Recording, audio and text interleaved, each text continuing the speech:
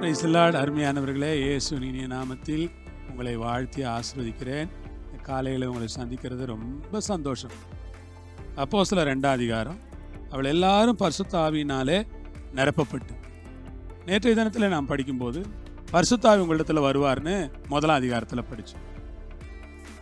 இன்னைக்கு அவள் எல்லாரும் பரிசுத்த ஆவியினால் நிரப்பப்பட்டாங்க. இந்த காலையில் நான் சொல்கிறேன், நீங்கள் எல்லாரும் பரிசுத்த ஆவியினால் நிரப்பப்படணுங்கிறது தான் ஆண்டவருடைய விருப்பம். பரிசுத்த ஆவியினால நீங்க அத்தனை பேரும் நிரப்பப்படுங்க. பரிசுத்த ஆவியின் வல்லமையினால நீங்க நிரப்பப்படணும். பரிசுத்த ஆவியின் அபிஷேகத்தினால நீங்க நிரப்பப்படணும். பரிசுத்த ஆவியின் பலத்தினால நீங்க நிரப்பப்படணும். பரிசுத்த ஆவியின் வல்லமை உங்களை நிரப்பி இருக்க வேண்டும். பரிசுத்த ஆவியின் வல்லமையினால் நீங்கள் நிரப்பப்பட்டவர்களா இருக்க ஆண்டவர் உங்களுக்கு கிருபை கொடுப்பார். பெந்தெகோஸ்தே நாள் வந்த போது சீஷர்கள்லாம் ஒரு இடத்துல கூடி இருக்கிறாங்க, மேல் வீட்டில் கூடி இருக்கிறாங்க. அங்கதான் பரிசுத்த ஆவியானவர் வந்தார். பலத்த காற்றடிக்கிற முழக்கம் மாதிரி வானத்திலிருந்து ஒரு முழக்கம் உண்டாகி அவங்க இருக்கிற வீடு முழுவதையும் அது நிரப்புது. ஆண்டவருக்கு ஸ்தோத்திரம். அக்னிமயமான நாவுகள் போல பிரிந்திருக்கும் நாவுகள் அவர்களுக்கு காணப்பட்டு ஒவ்வொருவர் மேலும் வந்து அமர்ந்தது. ஆண்டவருக்கு மகிமை உண்டாவதாக. ஒவ்வொருவர் மேலும் அந்த நாவு வந்து அமருகிறது.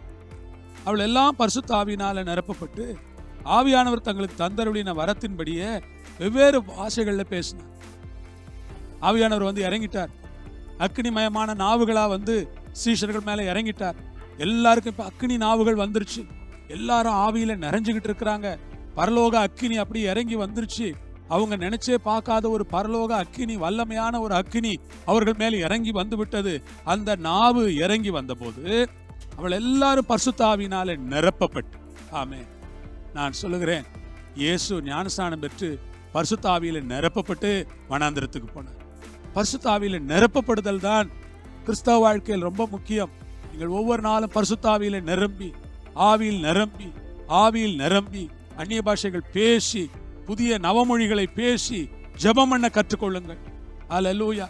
நல்ல சத்தத்தை உயர்த்தி ஆவியில நிறைந்து அந்நிய பாஷைகளோடு கர்த்தரை நோக்கி ஜெபியுங்கள். இந்த ஆவியின் வல்லமை, அந்த ஆவியின் அபிஷேகம் உங்களுக்கு ரொம்ப தேவைப்படுகிறது. அவள் எல்லாரும் ஆண்டவர் கொடுத்த வரத்தின்படியே வெவ்வேறு பாஷைகளில் பேசுகிறார்கள். ஆண்டவருக்கு ஸ்தோத்திரம். வெவ்வேறு பாஷைகளில் அவர்கள் பேச தொடங்குகிறார்கள். ஆண்டவர்களை நிரப்புகிறார். வெவ்வேறு பாஷைகளில் பேசுகிறார்கள். எவ்வளவு ஆச்சரியமான அற்புதமான காரியம் பாருங்கள். வெவ்வேறு பாஷைகளில் ஆண்டவர் பேசுகிறார்.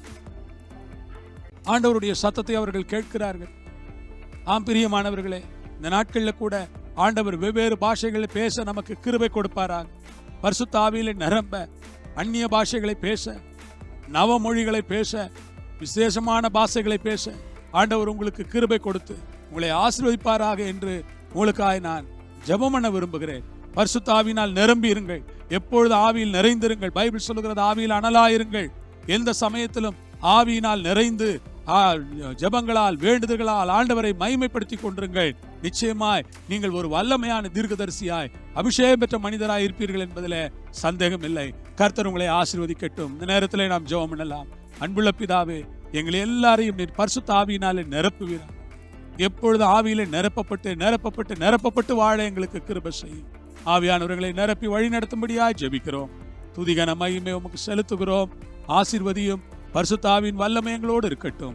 இயேசுவின் மூலம் கேட்கிறோம் பிதாவே, ஆமென். ஆண்டவர் உங்களோடு இருப்பார், உங்களை ஆசீர்வதிப்பார். பரிசுத்த ஆவியிலே உங்களை நிரப்புவார். சமாதானமாயிருங்கள். ஆமென்.